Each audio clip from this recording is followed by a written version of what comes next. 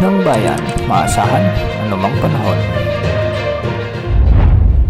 Gandang oras po sa ating lahat. Narito ang update sa lagay ng panahon ngayon at sa susunod na 24 oras. Sa ngayon ay Intertropical Convergence Zone o ITCZ ang nakakaapekto sa malaking bahagi ng Visayas at Mindanao, samantalang easterlies naman sa ilang bahagi ng Luzon. Dahil nga sa Intertropical Convergence Zone, asahan ang maulap na kalangitan na may mga kalat-kalat na pagulan at pagkidlat pagkulog sa bahagi ng Bicol Region, sa buong Visayas, Caraga, Northern Mindanao, kasama na ang Zamboanga Peninsula.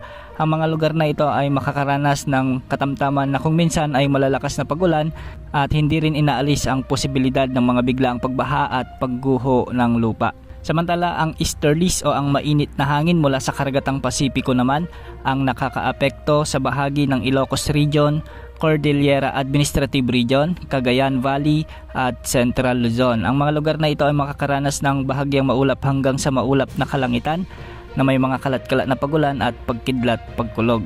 Posible rin ang pag-iral ng mga biglaang pagbaha o pagguho ng lupa, lalo na kung may mga severe thunderstorms. Samantala sa Metro Manila at nalalabing bahagi naman ng ating bansa, asahan din ang pag-iral ng mahinang Intertropical Convergence Zone o mga localized thunderstorms. Kaya makakaranas ang mga lugar na ito ng bahagyang maulap hanggang sa maulap na kalangitan na may mga isolated rain showers or thunderstorms. Sa bahagi nga ng Soc-Sargen at Bangsamoro Region, asahan din ang maulap na kalangitan na may mga isolated rains, dulot naman ng mga localized thunderstorms. Samantala, posibleng ideklara na ng Pag-asa sa mga susunod na araw o linggo ang pagtatapos ng habagat season sa ating bansa dahil nagtatransition na ang ating panahon patungo sa amihan season.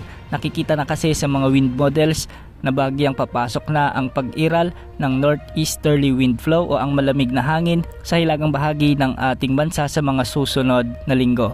Bukas asahan pa rin ang pag-iral ng ITZZ, easterlies at localized thunderstorms sa malaking bahagi ng ating bansa.